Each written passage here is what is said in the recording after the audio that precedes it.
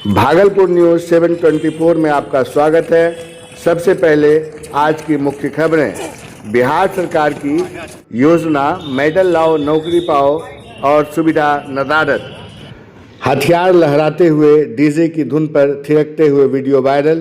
Police ने किया arms act के तहत मामला दर्ज। थाना स्तर पर मामले के निष्पादन हेतु विशेष प्रशिक्षण। बाल विवाह मुक्त भारत अभियान की शुरुआत, निकाली जागरूकता रैली। और दाखिल खारिज में अनियमितता का आरोप, सीओ सहित 6 पर मामला दर्ज।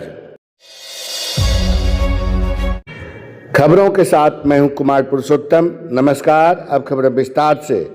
बिहार सरकार द्वारा मेडल लाओ नौकरी पाओ योजना खिलाड़ियों को प्रोत्साहित करने एवं खेलकूद की महत्ता परिलक्षित करने हेतु लाया गया, परंतु भागलपुर शहर में खेल सुविधाओं की बदहाली सरकार के मंशा पर सवाल खड़ा करती है। सुविधाओं की तलाश में खिलाड़ी खुले बड़े क्षेत्र वाले मैदान में अभ्यास हेतु पहुंचते हैं। वहां भी लड़कियों के लिए मूलभूत सुविधा शौचालय एवं पीने का पानी का भी अभाव रहता है। भागलपुर स्थित तिलका मांझी भागलपुर विश्वविद्यालय का स्टेडियम, जहां दरोगा, बिहार पुलिस इत्यादि की बहाली में भाग लेने वाले छात्र छात्राएं आते हैं, वहां की स्थिति भी अत्यंत जर्जर है।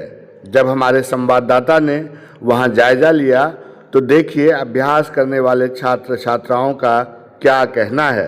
के लिए आप लोग आते हैं, कितनी परेशानी होती है आप लोगों को? बहुत सारी परेशानी है। सुविधा क्या क्या है? कुछ भी नहीं। जैसे हम लोग का मॉर्निंग के समय आते हैं, ठीक है, लेकिन जैसे जैसे शाम होते जाती है, जैसे नाइट होते जाता है, एक भी लाइट नहीं जलता। वाशरूम और पीने की कुछ नहीं, पानी तो है ही नहीं। पानी हम लोग को उठा के धो के लाना पड़ता है। खत्म हो गया। वाशरूम भी नहीं है। महिलाओं के लिए तो बिल्कुल सुरक्षित नहीं है। क्या चीज़ का तैयारी करते हैं? हम लोग दरोगा की तैयारी करते हैं, ड्राइवर की तैयारी करते हैं, बिहार पुलिस की तैयारी करते हैं, ये सब। क्या नाम हो? मेरा नाम SK भाई है। यहाँ पे हम लोग रनिंग के लिए आते हैं, कंपटीशन का प्रिपरेशन कर रहे हैं। डेली सुबह शाम दौड़ने तो आते हैं, बट ना वॉशरूम का सुविधा अच्छा है, ना पानी है, और पीने का पानी नहीं, और ट्रैक भी उतना सही नहीं है, बेहतर नहीं है। हाँ, नहीं। तो कैसे कर पाती हैं आप लोग इन अभाव में? मतलब ट्रैक तो चलो फिर भी हो जाता है, बट बेसिक तो है ना, वॉशरूम रहना चाहिए। वॉशरूम बिल्कुल दिक्कत होती है, बहुत ज़्यादा दिक्कत होता है हम लोग को। क्या नाम हुआ आपका? मेरा नाम अंशु कुमारी हुआ। सामान्यतः आम बाराती में डीजे की धुन पर हथियार लहराते हुए नाचना, हर्ष फायरिंग इत्यादि की घटना सामने आते रहती है, परंतु यह भगवान शिव की बारात है जो महाशिवरात्रि के अवसर पर शाहपुर गांव नाथनेर प्रखंड अंतर्गत पड़ने वाले से निकली है, और इसमें भी युवक हाथ में हथियार लेकर डीजे की धुन पर नाचता नजर आ रहा है। पुलिस ने मामले को संज्ञान में ले लिया है और नाथनेर थाना पुलिस इस मामले में शाहपुर गांव के चंदन राय की गिरफ्तारी हेतु लगातार छापेमारी कर रही है। भागलपुर स्थित DRDA परिसर में पुलिस जिला नवगछिया और बांका के इंस्पेक्टर व दरोगा को थाना स्तर पर मामलों के निष्पादन को लेकर विशेष प्रशिक्षण दिया गया। इस प्रशिक्षण का उद्देश्य लंबित मामलों को कम करना और न्यायिक प्रक्रिया को तेज करना है। प्रशिक्षण सत्र में रिटायर्ड जज कृष्ण कुमार अग्रवाल ने अधिकारियों को विस्तार से जानकारी दी। उन्होंने बताया कि भारतीय कानून की करीब 40 ऐसी धाराएं हैं जिनका निष्पादन थाना स्तर पर ही किया जा सकता है। यदि इन मामलों का सही और विधि सम्मत तरीके से निपटारा थाने में ही हो जाए तो अदालतों पर लंबित मामलों का बोझ काफ़ी हद तक कम हो सकता है। ट्रेनिंग के दौरान अधिकारियों को व्यावहारिक उदाहरणों के माध्यम से समझाया गया कि किस प्रकार प्रक्रिया का पालन करते हुए मामलों का समाधान किया जाए। इस पहल से न केवल न्याय व्यवस्था को मजबूती मिलेगी, बल्कि आम लोगों को भी त्वरित राहत मिलने की उम्मीद है। इस प्रशिक्षण के बारे में जानकारी देते हुए रिटायर्ड ADJ कृष्ण कुमार अग्रवाल कहते हैं, अंतर्गत इन लोगों की ट्रेनिंग दी जा रही है कि इस मुकदमे को ये भेज देंगे पंचायत में और किसको नहीं। और क्या उद्देश्य क्या है सर इसका? उद्देश्य इसका यही है कि बोझ मतलब घटे सिविल कोर्ट से। अभी जो मामले आ रहे हैं खासकर ग्रामीण क्षेत्र में उसे वहीं पर निपटा है। ग्रामीण क्षेत्रों में संबंधित धारा 40 धाराएं हैं, उनका उसको अधिकार दिया गया है, केवल उसी को उनको देखना है, बाकी सभी लोग देखेंगे। इससे लगता है सर थाना पे और न्यायालय में कम होगा मामला, होना चाहिए। कोशिश आप लोगों की यही है। हाँ। आपका नाम sir? Krishna Kumar Agarwal, designation sir? Retired ADJ. बाल विवाह जैसी सामाजिक कुरीति को समाप्त करने के उद्देश्य से भागलपुर जिला विधिक सेवा प्राधिकरण की ओर से 100 दिवसीय बाल विवाह मुक्त भारत अभियान की शुरुआत की गई। यह अभियान राष्ट्रीय विधिक सेवा प्राधिकरण तथा महिला एवं बाल विकास मंत्रालय के निर्देशानुसार संचालित किया जा रहा है।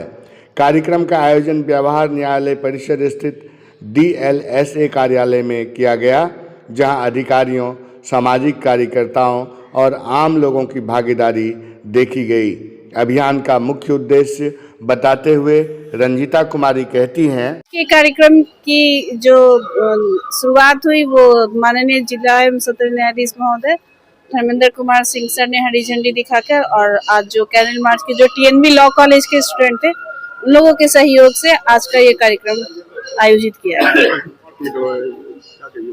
आज का जो कैंडल मार्च निकाला गया है ये नालसा के आशा कार्यक्रम के तहत बाल विवाह के रोकथाम हेतु निकाला गया है, ताकि समाज में जो बाल विवाह एक कुरीति है जो भागलपुर में बहुत ही प्रचलित है, पिरपैती और जगदीशपुर प्रखंड और भी बहुत सारे प्रखंडों में, तो उसकी रोकथाम के लिए ये एक अभियान चल रहा है, जिसमें हम लोग जगह जगह पे हर तरीके का प्रोग्राम कर रहे हैं, प्रयास कर रहे हैं कि बाल विवाह को ज्यादा से ज्यादा हम लोग रोकने में सफल रहे। मैं रंजीता कुमारी, DLSA सेक्रेटरी भागलपुर। नवगछिया अनुमंडल के सिंधिया मकनपुर निवासी ममता सिंह ने अपनी पुश्तैनी जमीन की कथित अवैध बिक्री और दाखिल खारिज में अनियमितता को लेकर नवगछिया न्यायालय में नालसीवाद दायर किया है।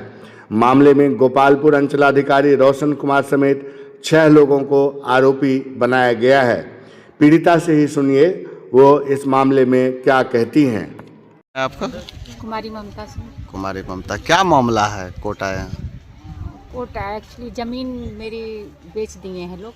अच्छा। और फिर उसका म्यूटेशन के लिए डाले। हाँ। तो उस पर हम आपत्ति लगाए। हाँ। और आपत्ति लगाने के बावजूद भी CO ने अपने मन एक पक्ष देखते हुए उसका म्यूटेशन कर दिए।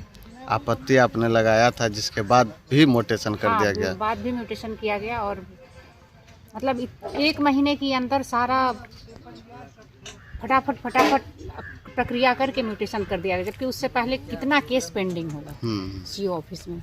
अभी आपने क्या कानूनी रुख अपनाया है? अभी हमने सबके ऊपर केस किया है, और जितने लोग उसमें शामिल हैं सबको समय आने पे पता चल जाएगा क्या केस किया, नोटिस जाएगा। किस प्रखंड का मामला है? गोपालपुर अंचल। किन किन लोगों पे किए? CO और जितने लोग शामिल हैं उसमें सारे लोगों पर, कर्मचारी CO। मामला क्या था शुरू से थोड़ा बताइए। हमारी पैतृक संपत्ति थी, और ससुर बांट के दिए थे, मेरे हस्बैंड रहते, फिर मेरे हस्बैंड की डेथ हुई, और फिर मेरे देवर की डेथ हुई।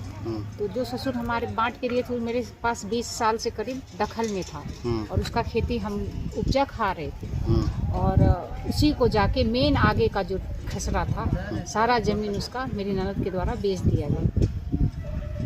क्या नाम है ननद का? और रिंकी देवी उर्फ संध्या। घर कहाँ हुआ आपका? घर हुआ मकनपुर सिंधिया। जमीन कहाँ का है जिस पे भी बात चल रही है? धरहरा मौजा। धरहरा मौजा का है।